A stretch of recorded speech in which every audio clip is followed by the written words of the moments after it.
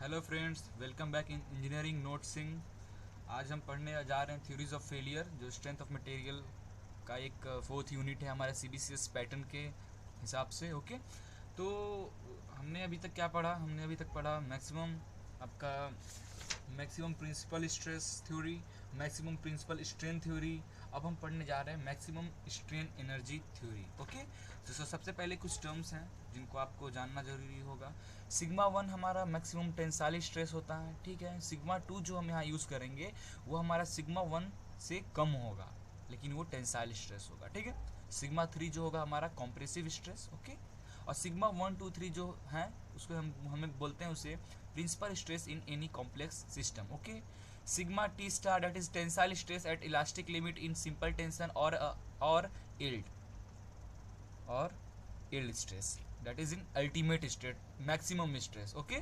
Similarly, sigma c star for compressive stress at elastic limit in simple compression that is sigma y, इसे भी हम denote कर सकते हैं, ओके। तो हम स्टार्ट करते हैं अपना थ्योरी। तो मैक्सिमम प्रिंसिपल स्ट्रेन थ्योरी क्या कहता है? हमारा maximum principal strain theory according to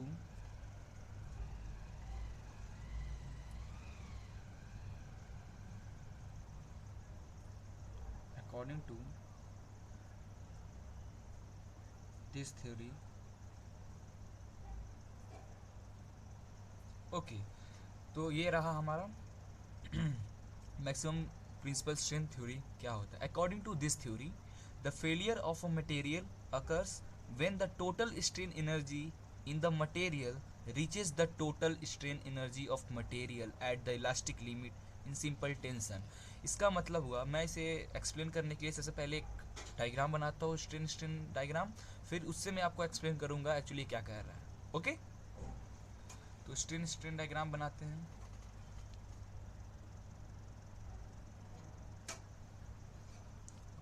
that is strain on x-axis,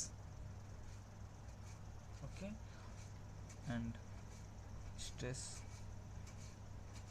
on y-axis, okay।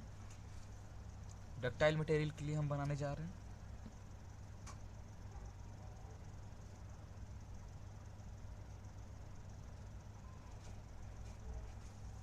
Okay. ये हमारा हो गया point P, that is Q R S and E। क्या है हमारा ये जो हमारा E पॉइंट होगा, ये E पॉइंट होगा हमारा ब्रेकिंग पॉइंट, ओके। क्या होगा हमारा E point? That is breaking point. तो और जो हमारा ये S है जो मैक्सिमम है, ये हमारा मैक्सिमम क्या हो जाएगा? That is maximum yield point और मैक्सिमम स्ट्रेस, ठीक है। और मैक्सिमम स्ट्रेस, इसका मतलब ये कह रहा है, इस थ्योरी का मतलब, the failure of a material occurs, हमारा मटेरियल तब फेल होगा when the total strain energy in the material reaches the total strain energy of a material at the elastic limit. Means हमारा जो स्ट्रेस है, stress strain diagram में हम बता रहे हैं हमारा ये जो एस है ये मैक्सिमम यील्ड पॉइंट है स्ट्रेस, ठीक है। यील्ड पॉइंट स्ट्रेस है जब हमारा मटेरियल का स्ट्रेस इससे आगे बढ़ जाएगा, इससे स्ट्रेन स्ट्रेन हमारी इससे आगे आ जाएगी, तभी ये मटेरियल हमारा कभी भी फेल हो सकता है, ठीक है। एस ई या एस ई से हो सकता है और आगे चला जाए। यहाँ पे क्या हो रहा है? स्ट्रेस हमारा कम हो रहा है और स्ट्रेन बढ़ रहा है, ठीक है।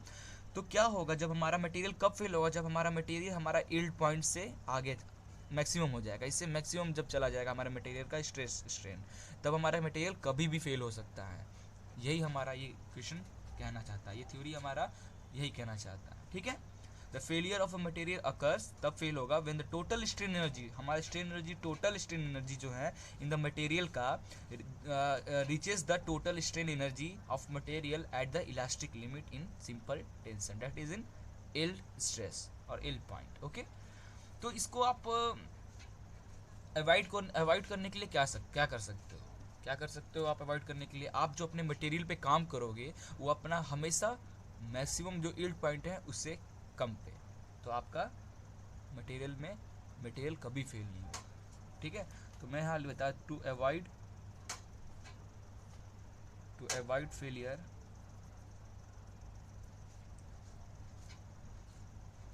Due to strain energy of the material must be operated or working below yield point. yield point means जो आपका yield point है ये S, इससे नीचे आप मटेरियल के, इसके नीचे आप कभी मटेरियल पे काम करो, आपको कभी फेलियर, आपका मटेरियल कभी फेल नहीं होगा। लेकिन जैसे आप क्रॉस करोगे लिमिट, आपका मटेरियल कभी भी फेल हो सकता है। ये थ्योरी हमारा मैक्सिमम प्रिंसिपल स्ट्रेन थ्योरी हमारा यही कहता है। तो इसका मैक्सिमम पॉइंट क्या हो जाएगा, मैक्सिमम। तो सबसे पहले देखते हैं इन 3 डायमेंशन के लिए। ओके, इन 3 डायमेंशन के लिए, इन 3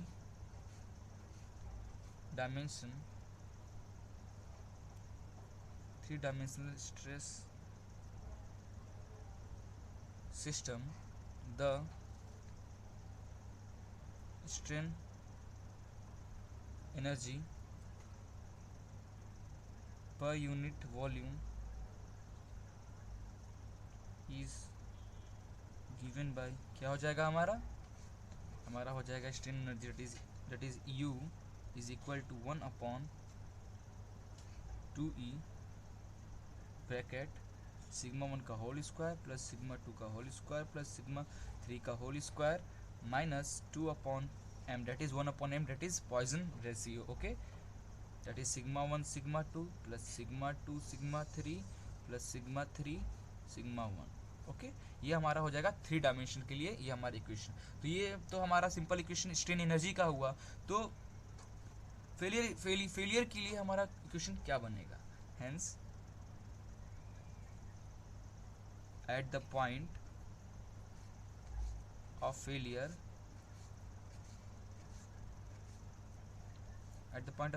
क्या हो जाएगा हमारा, सिग्मा 1 का होल स्क्वायर प्लस सिग्मा 2 का होल स्क्वायर प्लस सिग्मा 3 का whole square minus 2/m sigma 1 sigma 2 plus sigma 2 plus sigma 2 sigma 3 sigma 1 is equal to sigma y, that is yield stress yield point का divided upon factor of safety का whole square. ठीक है, क्या हो जाएगा हमारा, that is in 3 dimension के लिए। किसके लिए, 3 डायमेंशनल स्ट्रेस सिस्टम के लिए। ओके, हमारा स्ट्रेन एनर्जी ये हो गया।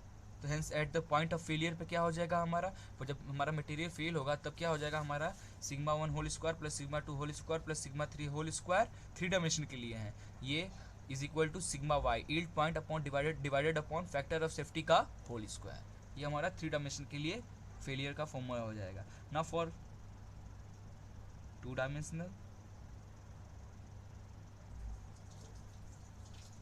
Stress system, for 2 dimensional stress system के लिए क्या हो जाएगा हमारा, सिग्मा 1 का होल स्क्वायर प्लस सिग्मा 2 का whole square minus 2 sigma 1 sigma 2 upon m is equal to sigma y upon factor of safety का होल स्क्वायर। ओके, समझ गए। यहाँ पे क्या है सिग्मा, यहाँ क्या है आपका वेयर सिग्मा 1 एंड सिग्मा 2 क्या है आपका, that is principal stress. Okay, 1/m क्या है आपका, that is Poisson's ratio. Okay, और 1/m और क्या बचा आपका, FOS, that is a factor of safety. Okay, तो आप ये इक्वेशन जो आपका ये इक्वेशन 2 डायमेंशन के लिए आया है, या आपका ये 3 डायमेंशन के लिए जो इक्वेशन आया है हमारा, आप इसे ध्यान से देखोगे, इसमें कहीं भी स्ट्रेस का कोई भी शियर स्ट्रेस की कहीं भी बात नहीं हुई है। हमारा ये जो इक्वेशन है शियर स्ट्रेस से फ्री है। मींस हमारा जो शियर स्ट्रेस से फ्री है, तो ये किस मटेरियल के लिए यूज़ होगा, ये हमारा डक्टाइल मटेरियल के लिए यूज़ होगा। Means in this formula there is no shear stress, therefore the क्या बोलते हैं आपका, this formula applicable only for ductile material, means this theory applicable for only ductile material. okay, तो मैं यहाँ पे करता हूँ पहला, नो shear stress ठीक है, इसमें कोई भी इस फॉर्मूला में theory no stress shear stress नहीं है, therefore theory applicable for only ductile material। Okay, क्या हो गया हमारा यहाँ पे, ठीक है। तो मैं इसे एक्सप्लेन बताता हूँ फिर से एक बार।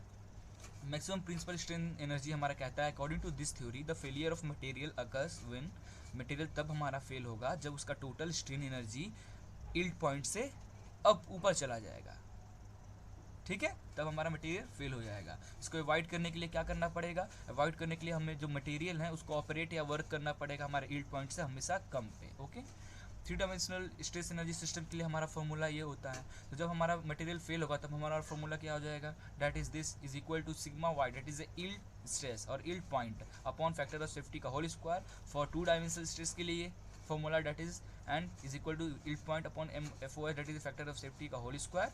एंड सिग्मा 1 और सिग्मा 2 क्या है हमारा प्रिंसिपल स्ट्रेस, और 1 अपॉन एम क्या है हमारा पॉइजन्स रेशियो।